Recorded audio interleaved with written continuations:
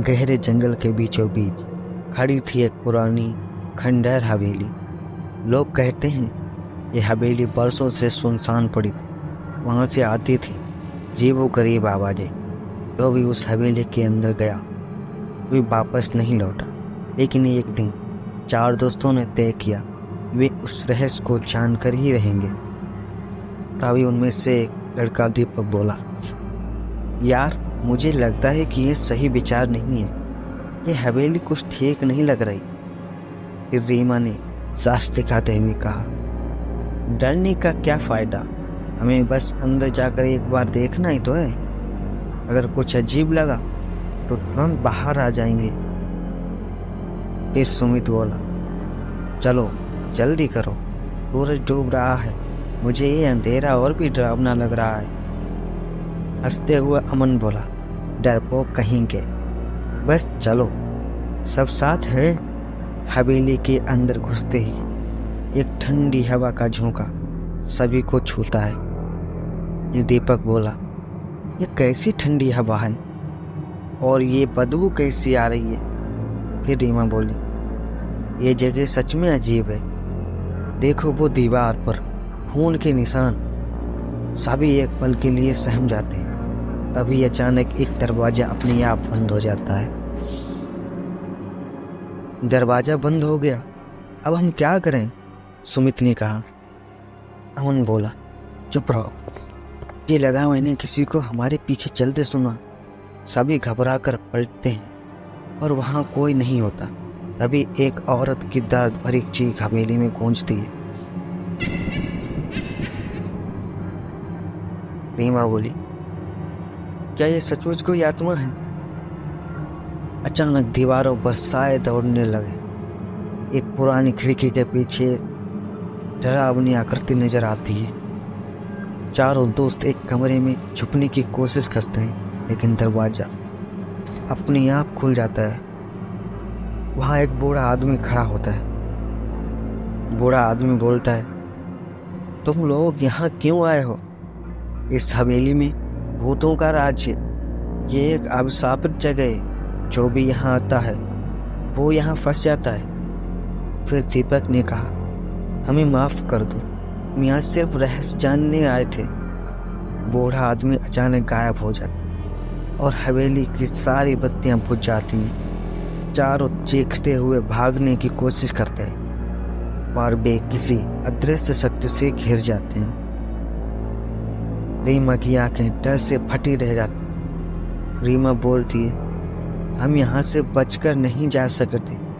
तभी एक आत्मा प्रकट होती है जो कहती है कि वे हवेली की अभिशप्त आत्मा है। आत्मा चारों को अपनी कहानी सुनाती है और अंत में एक भयावह रहस्य का खुलासा होता है। तुम लोग यहाँ आ गए हो तो मेरी कहानी सुनकर ही जाओगे। मैं इस हवेली की असली मालिक थी, राधिका। इस जगह पर कभी खुशियाँ थीं, लेकिन एक रात मेरी हंसती खेलती दुनिया बर्बाद हो गई। आत्मा बोली, उस व्यक्ति ने हवेली में ऐसा अभिशाप दिया कि यहाँ हर आत्मा हमेशा के लिए बंध गई। जिसने भी इस जगह पर कदम रखा वो इस भयानक जाल से बाहर नहीं निकल सका। फिर अमर बोला, तो क्या हम कभी यहाँ से बाहर नहीं जा पाएंगे? फिर आत्मा बोली, यहाँ से निकलने का एक ही रास्ता है। तुम्हें उस अभिशाप को खत्म करना होगा जो इस हवेली पर छाया हुआ है। दीपक ने कहा, हमें करना क्या होगा?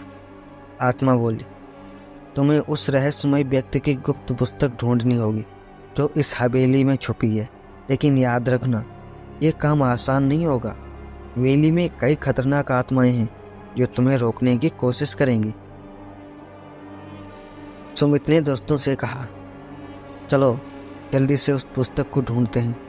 चारों दोस्त हवेली में भटकते हुए एक कमरे में पहुंचते हैं जहां चारों ओर खून से सनी तस्वीरें टंगी होती हैं। एक चित्र अचानक जिंदा हो जाता है और हंसने की डरावनी आवाज निकालता है। रीमा देखकर बोली, ये तस्वीरें, ये सब हमें देख रही हैं। तभी एक दरवाजा अपने आप खुलता है और एक साया उन पर झपटने की कोशिश करता है। अमन कहता है, भागो यहाँ से। वे सभी एक पुरानी लाइब्रेरी में पहुँचते हैं जहाँ किताबों के बीच गहरी खामोशी। दीपक बोला, यही वो जगह है, हमें पुस्तक यहाँ कहीं मिलेगी।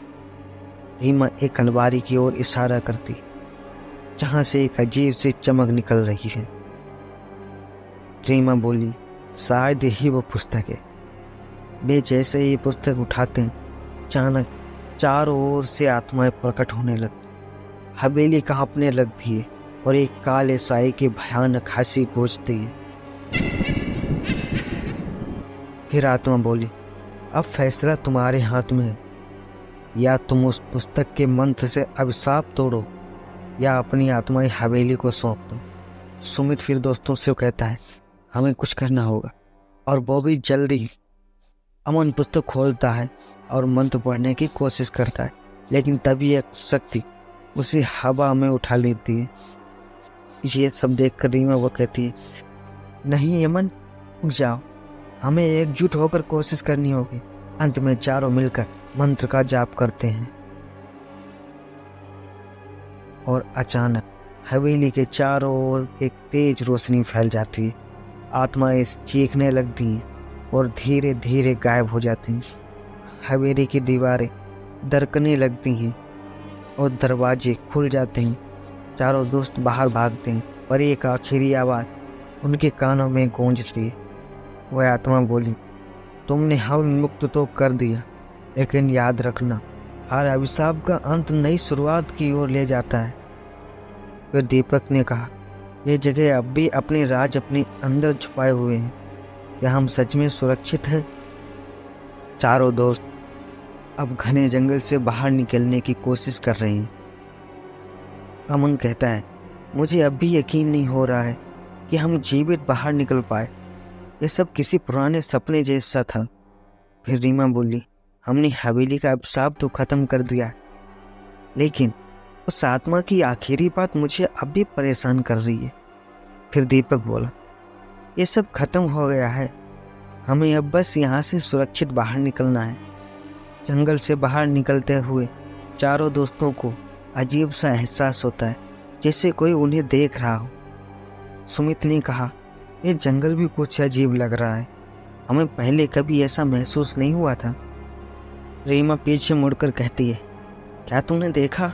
वो साया मैं फॉलो कर रहा है। फिर अमन ने कहा, शायद तुम ज़्यादा सोच रही हो, हमें जल्द से जल्द यहाँ से निकलना होगा। तभी एक पेड़ की शाखा टूट कर गिरती है और सभी सहम जाते हैं।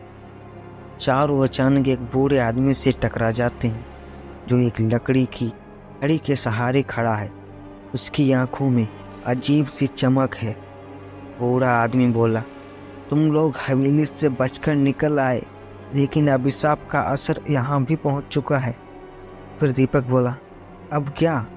हम तो हवेली के बाहर हैं, क्या यह सब कभी खत्म नहीं होगा? फिर बूढ़ा आदमी बोला, अभिशाप का असर अब तुम्हारे साथ बंध गया है।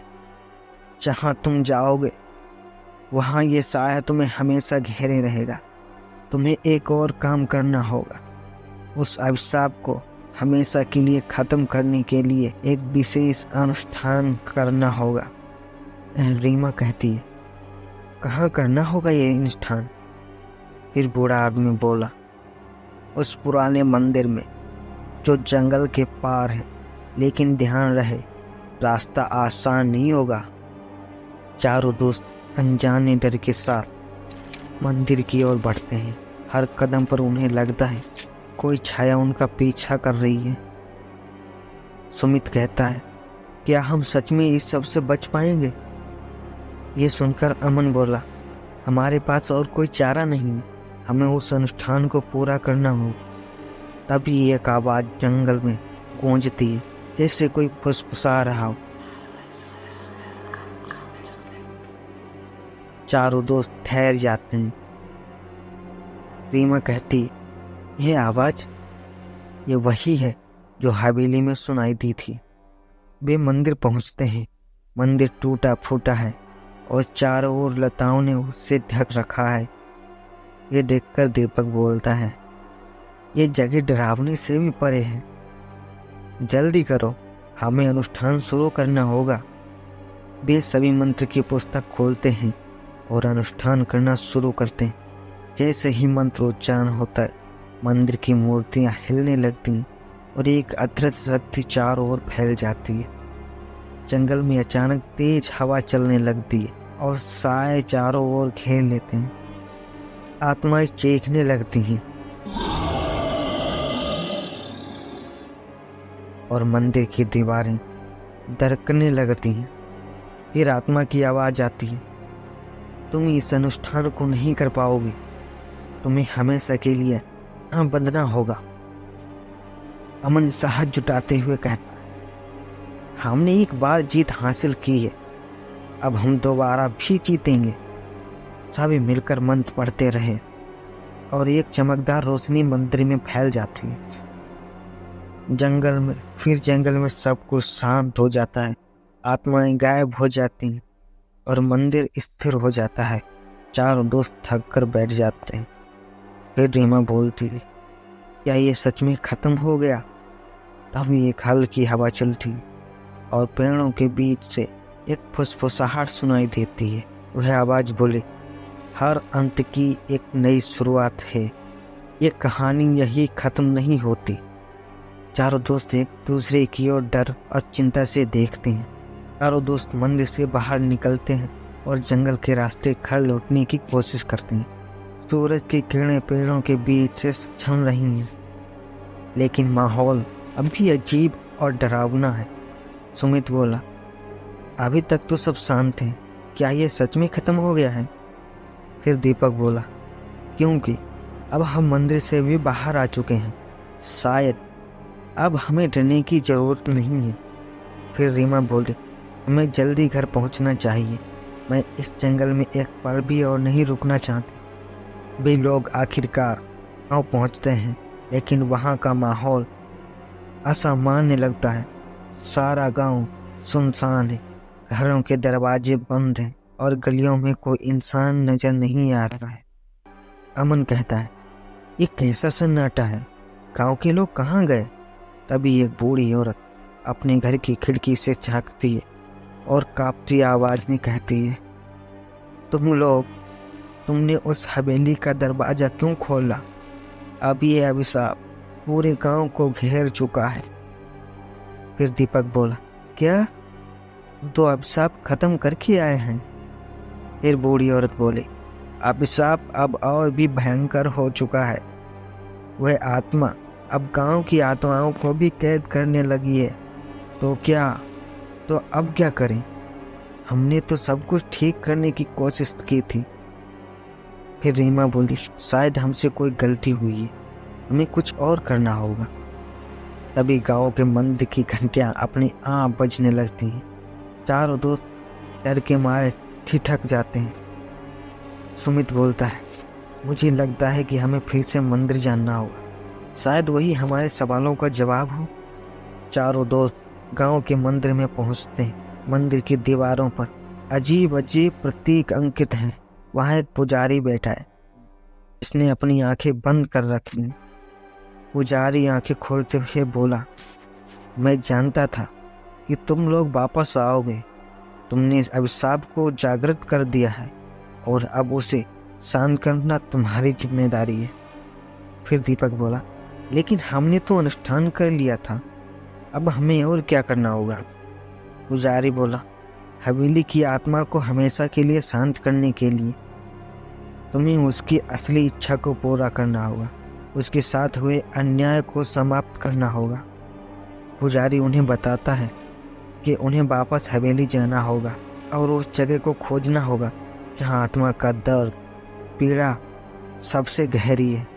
फिर रीमा कहती है, तो हमें फिर से उस खौफनाक हवेली लौटना होगा।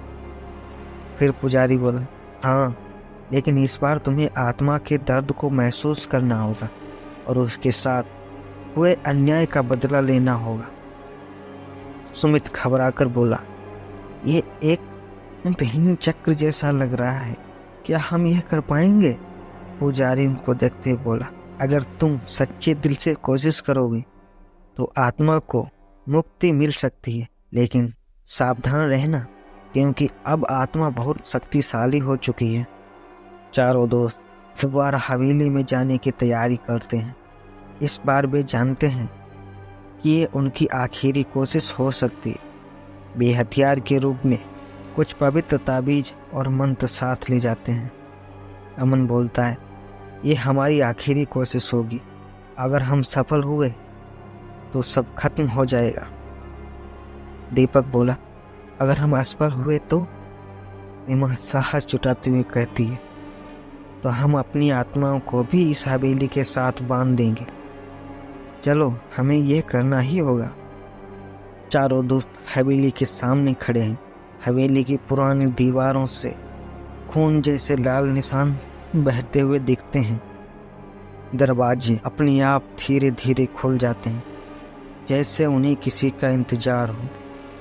अमन कहता है, ये जगह पहले से भी डरावनी लग रही है, हमें सावधान रहना होगा। फिर सुमित बोलता है, अब वापस लौटने का कोई रास्ता नहीं है, हमें ये सब खत्म करना ही होगा।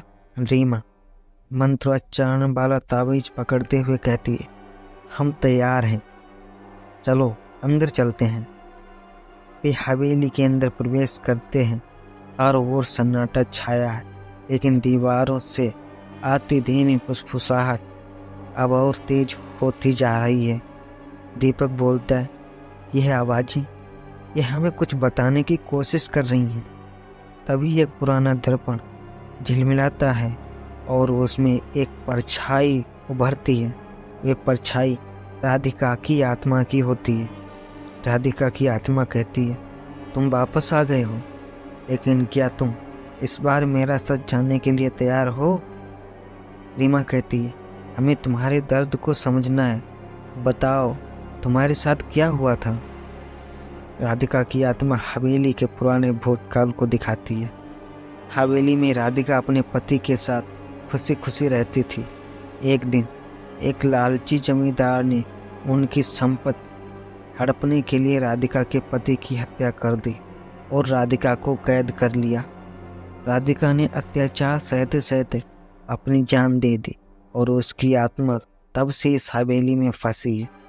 राधिका की आत्मा कहती है, मैंने अपने न्याय की प्रतीक्षा की है, मुझे बदला चाहिए उन लोगों से जिन्होंने मेरे जीवन को बर्बाद कर दिया।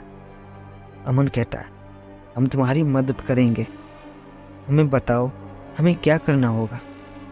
राधिका की आत्मा बताती है कि हवेली में एक गुप्त तहखाना है, जहाँ उस जमींदार की निशानियाँ छिपी हुई हैं। उन निशानियों को जलाना ही उसकी मुक्ति का एकमात्र तरीका है।